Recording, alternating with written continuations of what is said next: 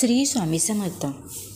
स्वामी भक्तांनो, जेव्हा आपल्याला पहाटे लवकर प्रवास करायचा असतो किंवा कुठेही जायचे असते, तेव्हा आपण सकाळी 4 वाजताचा गजर लावतो आणि झोपतो.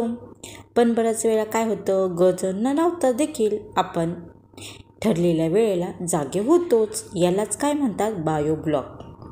बऱ्याच लोकांचा विश्वास असतो की माणसांचे आयुष्य 80 ते 90 वर्षापर्यंत असते, तसेच 50 आणि 60 वर्षानंतर आजार सुरू होतो, असेही त्यांना ठामपणे वाटते. ही मानसिकता इतकी खोलवर रुजलेली असते की नकळत ते स्वतःच आपले बायो ब्लॉक तसे सेट करतात. म्हणूनच अनेकांना 50 आणि 60 वर्षानंतर तब्येतीच्या तक्रारी सुरू होतात. खरं म्हणजे आपणच मनाने आपले बायो ब्लॉक चुकीच्या पद्धतीने प्रोग्राम करतो. चीनी लोकांच्या दृष्टीने ते वेगळे आहेत. चीनमध्ये लोक ठामपणे विश्वास ठेवतात की ते 21 वर्षापर्यंत जगतील, निरोगी आयुष्य जगू शकतात. या सकारात्मक मानसिकतेमुळे त्यांचे बायोब्लॉक अशा प्रकारे सेट झाले आणि म्हणूनच तुमच्या बायोब्लॉकला पुन्हा सेट करा आणि दीर्घ आयुष्याचा आनंद तुम्ही घ्या. हे करा आणि 100 वर्षापर्यंत आरोग्यदायी जगा. मनाने बायोब्लॉक सकारात्मक रीतीने सेट करायचा, नियमित ध्यानधारणा करायची, मेडिटेशन करायचं आणि किमान 100 वर्ष तर निरोगी आयुष्य आपण जगू शकतो. दुसरा मुद्दा, 40 ते 90 ह्या वयोगटात कोणताही आजार होणार नाही यावर ठाम विश्वास ठेवायचा. वृद्धत्व हे 21 वर्षानंतरच सुरू होते असे स्वतःला पटवायचंच. तिसरा मुद्दा, केस पांढरे झाले तरी त्यांना नैसर्गिकता रंगवा. तुम्ही नेहमी तरुण दिसण्याचा प्रयत्न करा. कपडेही युवक आणि युवतीसारखे परिधान करा.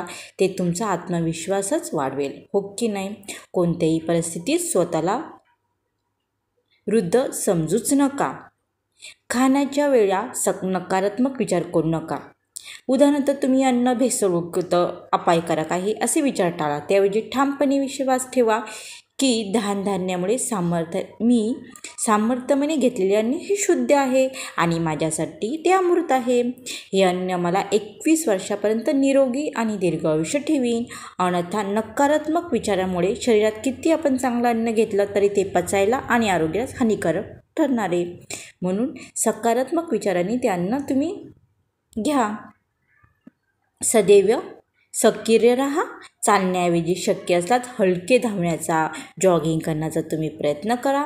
वाढत्या वयानुसार आरोग्य अधिक चांगले होत जाते यावर विश्वास ठेवा आणि शास्त्रीयदृष्ट्या ते सुद्धा खरेच आहे.